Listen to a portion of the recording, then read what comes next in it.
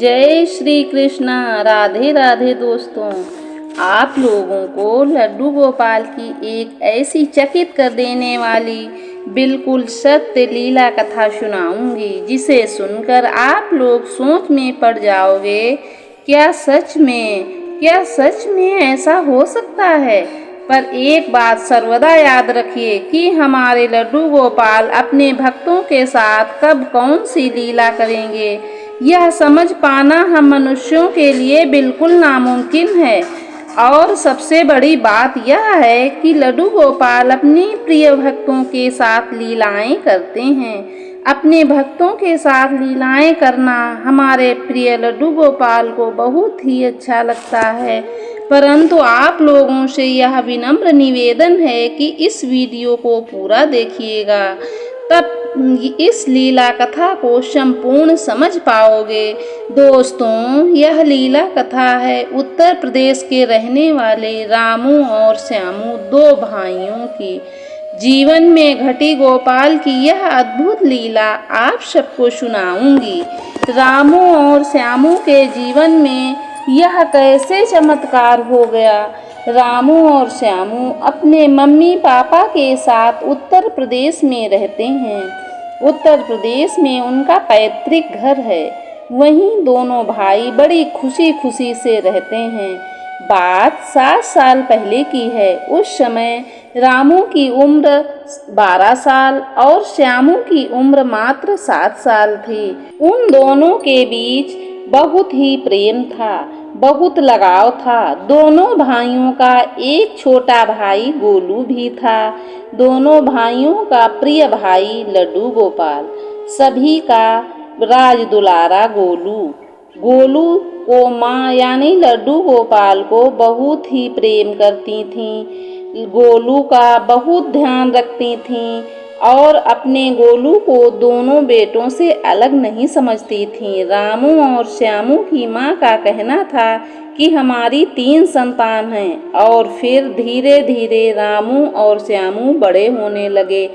तब उनके भी मन में लड्डू गोपाल के प्रति श्रद्धा जागी। दोनों भाई अपने गोलू को बहुत ही प्रेम करने लगे थे और छोटी सी उम्र में लड्डू गोपाल की सेवा करने लगे थे। मात्र 13 और 9 साल की उम्र में पहुँचते पहुँचते संपूर्ण जिम्मेदारी ले ली थी। वह जहाँ भी जाते थे अपने गोलू को साथ लेकर जाते थे। कभी भी वह अपने गोलू यानी लड्डू गोपाल को अपने से अलग नहीं करते थे। कहीं खेलने भी जाते थे तो गोलू को साथ लेकर जाते थे। वैसे तो उनको ज़्यादा कहीं घूमना फिरना पसंद नहीं था। वह तीनों भाई मिलकर ही खेल लिया करते थे और दोनों भाई कुछ खाते तो सबसे पहले अपने छोटे भाई गोलू को खिलाते थे और बाद में स्वयं खा लिया करते थे।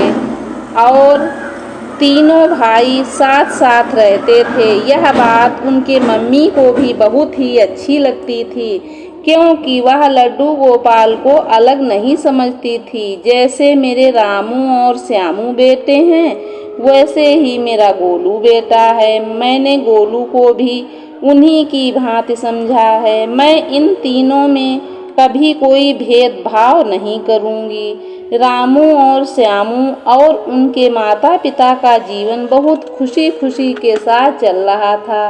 रामू प्रत्येक दिन ट्यूशन जाया करता था। घर से ट्यूशन की दूरी लगभग आधे घंटे की थी। प्रत्येक दिन वह अपने बड़े भाई की तरह अपने छोटे भाई श्यामू को साथ ले जाता था और छोटे प्यारे से भाई गोलू को भी लेकर जाता था। रामू और गोलू अपने छोटे भाई श्यामू को ट्यूशन छोड़ने जाता था और रात के 9 बजे लेने जाता था।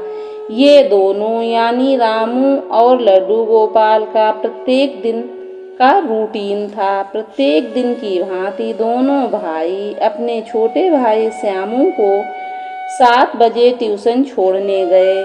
दोनों भाई श्यामू को ट्यूशन छोड़कर घर वापस आ गए। पर उस दिन क्या हुआ, सर का कोई ज़रूरी काम आ गया और उस दिन सर ने आधे घंटे पहले ही छुट्टी कर दी और कहा कि सब लोग अपने अपने घर चले जाओ। अब श्यामू सोचने लगा कि मैं अपने घर कैसे जाऊंगा, यहीं बैठता हूँ, तब तक मेरे भाई मुझे लेने आ जाएंगे।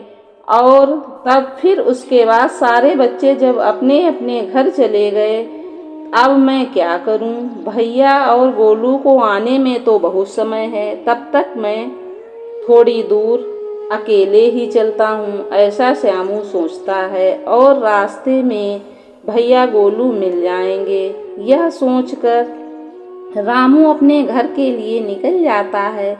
पर ठंड के दिन और रात के 8:30 बज रहे थे। मात्र 9 साल के श्यामू को अब डर लगने लगा। वह सोचने लगा और पछताने भी लगा कि इतनी रात को मैं अकेले निकला ही क्यों था। बेहतर यही होता कि मैं वहीं बैठकर अपनी दोनों भाइयों का इंतजार करता। श्यामू अपने घर की आधी दूरी तक पहुंच चुका था। अब वह सोचने लगा कि अगर मैं वापस ट्यूशन को लौट जाता तो उतनी ही दूरी है, और अगर घर की ओर बढ़ता हूँ तो भी उतनी ही दूरी है। तो बेहतर यही होगा कि मैं अब घर की तरफ ही बढ़ूं। रात के अंधेरे में वह छोटा सा श्यामू घर की ओर बढ़ता रहा। तब तक वह क्या देखता है कि उसका भाई रामू उसको लेने के लिए आ रहा है। अपने भाई को देखकर श्यामू ने राहत की सांस ली और सारी चिंताएं, सारा डर मानो एक ही पल में भाग गया होगा। पर ये बड़े भाई के पास आते ही देखा कि आज गोलू यानी लड्डू गोपाल उसके भाई रामू के साथ नहीं आया। तब श्यामू अपने बड़े भाई रामू से पूछता है कि भैया आज गोलू नहीं आया। तब रामू कहता है आज गोलू का आने का मन नहीं था, तो आज वह माँ के पास ही खेल रहा है, बहुत खुश है। शायद उसके आने की इच्छा न हो, इसलिए मैं अकेले ही चला आया। श्यामू अपने बड़े भाई रामू से पूछता है कि आपको कैसे पता चला कि आज हमारी जल्दी छुट्टी हो जाएगी। तब बड़ा भाई रामू कहता है कि आज वह गोलू मेरे साथ नहीं आया, इसलिए सोचा कि थोड़ा जल्दी ही चला जाता हूँ। तुम्हारी ट्यूशन की छुट्टी नहीं हुई होगी तो मैं वहाँ बैठकर थोड़ा इंतजार कर लूँगा, इसलिए थोड़ी जल्दी ही घर से निकल आया।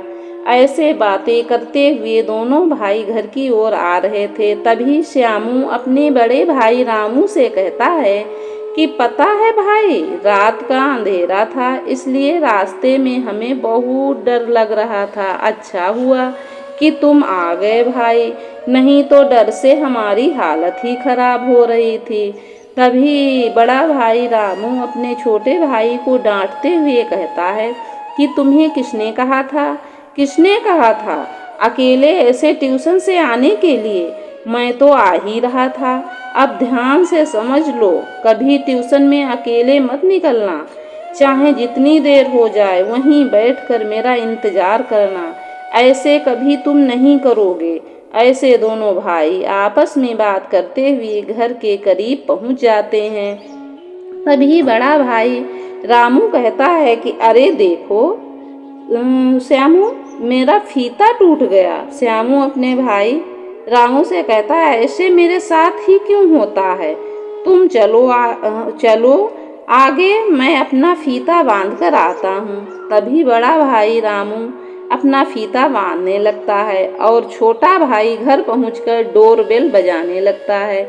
जैसे ही दरवाज़ा खुलता है, श्यामू जिसे अपनी आँखों के सामने देख रहा है तो श्यामू की आंखें फटी की फटी ही रह जाती हैं। एकदम से वह चौंक जाता है। श्यामू के देखकर रामू कहता है कि तुम इतनी जल्दी घर कैसे आ गए? तुम्हारी ट्यूशन में इतनी जल्दी कैसे छुट्टी हो गई? तुम अकेले ही कैसे आ गए? दोस्तों, इतने सारे सवालों के जवाब देने से पहले अपने बड़े भाई को श्यामू एकटक निहारे जा रहा था, देखे जा रहा था कि उसके मुंह से कोई शब्द निकल ही नहीं रहे थे। वह अचंभित हो रहा था, आश्चर्यचकित हो गया कि यह कैसे हो सकता है। तब श्यामू अपने बड़े भाई रामू से पूछता है भैया, तुम घर के अंदर कैसे आ गए? तुम तो हमारे पीछे थे। तब रामू कहता है, अरे मैं तो घर पर ही था। तुम बताओ कि तुम इतनी जल्दी कैसे आ गए? तुम्हारी ट्यूशन की इतनी जल्दी कैसे छुट्टी हो गई? तुम अकेले ही इतने अंधेरे में आए ही क्यों हो? रामू अपने छोटे भाई श्यामू का हाथ खींचकर अंदर करता है। तब श्यामू पीछे पलटकर देखता है कि उसका बड़ा भाई कहता है कि तुम जल्दी घर के अंदर आ जाओ, पीछे पलटकर क्या देख रहे हो? रामू अपने छोटे भाई का हाथ पकड़कर अंदर कर लेता है और अपने छोटे भाई श्यामू से कहता है कि आज क्या हुआ पता है भाई? गोलू को हम लोग ढूंढ रहे हैं पर वह हमें मिल ही नहीं रहा है। मम्मी को मैं समझा समझा कर थक गया हूँ। मम्मी रो मत, गोलू यानी लड्डू गोपाल यहीं कहीं होंगे, मिल जाएंगे। पर पता नहीं हमारा गोलू कहाँ चला गया। मम्मी पापा मैं तब से गोलू को ढूंढ ढूंढ कर परेशान हो गए हैं, पर गोलू हमें कहीं मिल ही नहीं रहा है। और ऐसा कहकर लड्डू गोपाल को यानी अपने छोटे भाई गोलू को फिर से ढूंढने में लग जाता है। तब वह अपने बड़े भाई रामू को घर के अंदर देखता है तो वह अचंभित होकर दरवाजे के पास खड़ा हो जाता है। और जैसे ही वह सुनता है कि उसका छोटा प्रिय भाई गोलू घर से गायब है, सभी लोग उन्हें ढूंढ रहे हैं पर गोलू कहीं भी मिल नहीं रहा और मम्मी भी रो रही हैं। तब श्यामू बिल्कुल ही विचलित सा हो जाता है और अपना बैग वहीं फेंक देता है और गोलू को ढूंढने के लिए मंदिर की ओर जाता है। और जैसे ही वह मंदिर में पहुंचता है तो क्या देखता है, उसका प्यारा छोटा भाई गोलू अपने सिंहासन पर विराजित है। श्यामू वहीं से चिल्लाते हुए अपनी मम्मी पापा और बड़े भाई सबको बुलाता है। तब सबने देखा कि लड्डू गोपाल अपने सिंहासन पर विराजित हैं तो सभी चकित रह गए कि ऐसा हो ही नहीं सकता। हमने गोलू को मंदिर में कई बार ढूंढा, पूरे घर में ढूंढ ढूंढ कर परेशान हो गए, थक गए, पर यह गोलू यहाँ कैसे आ सकता है? तभी उसकी माँ गोलू को डांट लगाने लगती है, गोलू यह तुम्हारी कैसी लीला है? तब से हम सबको परेशान कर रहे हो, तुम तो मंदिर में थे ही नहीं, फिर अचानक से कहाँ से आ गए? सभी तुम्हें ढूंढ ढूंढ कर थक चुके हैं, परेशान हो चुके हैं। तुम्हें क्या लगता है हमें तुम्हारी चिंता नहीं है? हम लोगों को परेशान करके तुम्हें अच्छा लगता है? तभी श्यामू दौड़ कर जाता है और लड्डू गोपाल यानी कि गोलू को अपनी गोद में उठा लेता है, अपने भाई गोलू से लाड लड़ाने लगता है। तभी श्यामू घर में सभी से वह पूरी घटना बताता है कि आज ट्यूशन से घर आते हुए उसके साथ जो चमत्कारी घटना घटी वह सब लीला अपने मम्मी पापा बड़े भाई को बताता है। पूरी बात सुनकर उनके मम्मी पापा बड़े भाई रामू सब आश्चर्यचकित थे। उनको अपने कानों से सुनी गोलू की लीला पर विश्वास नहीं हो रहा था। यह कैसे हो सकता है? ये छोटे से गोलू इतना बड़ा सा चमत्कार कैसे कर सकते हैं? सभी की आंखें नम थीं और उनके छोटे से गोलू ने यह कैसा चमत्कार कर दिया है जिसकी कल्पना उन्होंने कभी भी नहीं की थी। यह अविश्वसनीय था, लेकिन इस घटना का एकमात्र श्यामू साक्षी था जिसके साथ यह अद्भुत घटना घटी। उसकी आंखों से आंसू निकल रहे थे। मात्र 9 साल की उम्र में छोटा सा श्यामू लड्डू गोपाल को सीने से लगाकर रो रहा था। उसकी मम्मी भी यह देखकर रोने लगी। सच में लड्डू गोपाल का यह चमत्कार जिस पर विश्वास करना साधारण मनुष्य के लिए बिल्कुल ही अविश्वसनीय था। दोस्तों, यह सोचकर देखिए जिसके साथ यह घटना घटी होगी उसकी स्थिति क्या रही होगी, उसके परिवार का माहौल क्या रहा होगा। दोस्तों, जब यह घटना हमने सुनी तो हमें मालूम हुई तो मेरे रोंगटे खड़े हो गए। सच पूछो मुझे अपने कानों पर विश्वास ही नहीं हो रहा था। भक्तों के घर विराजित लड्डू गोपाल जिनकी हम नित्य सेवा करते हैं वह हमारे साथ इतनी बड़ी लीला कर देंगे। आपका बहुत बहुत धन्यवाद। आपने लड्डू गोपाल की इस चमत्कारी लीला कथा को शेयर किया। जो हम हमारे चैनल के माध्यम से बाकी भक्तों तक पहुंचा सकूंगी। अपना साथ और प्यार ऐसे ही बनाए रखना।